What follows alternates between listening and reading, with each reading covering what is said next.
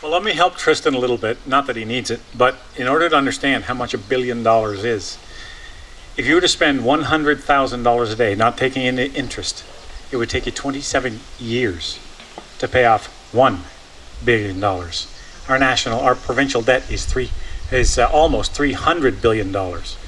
So my rudimentary math, and we all know how famous I am for that, it would take, stop laughing back there, Brian, I see you, but it would take 7,100 years at $100,000 a day to pay that debt off. Because we can all understand $100,000. That's how long, that's how much in debt we are. That's not even the deficit.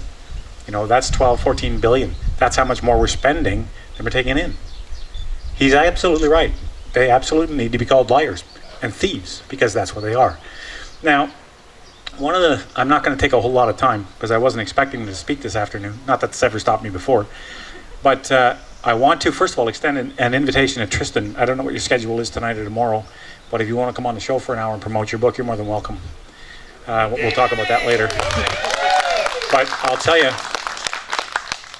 as many of you know, I am a new grandfather, and I'm still struggling with that. I'm only 25. Well, to be honest, I haven't been in 25 and 27 years. But I feel like I'm 25.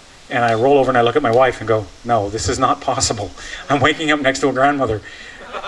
But now, the other side of that coin, of course, is she's waking up next to me. Guess who gets the worst of that deal? So you thought I was being mean to my wife. No, I'm being kind, because she has to wake up next to me. But the more important point is, my granddaughter has a debt of $23,000 on her head the day she's born. And that's true of all of our kids. It's true of all of us. That's twice the debt load that California is in, and they're considered bankrupt. We have no choice but to fire the government of Ontario. It's also true, without a shadow of a doubt, that this is the most corrupt government in Canadian history, all the way back to the founding of the city in Quebec of 1608.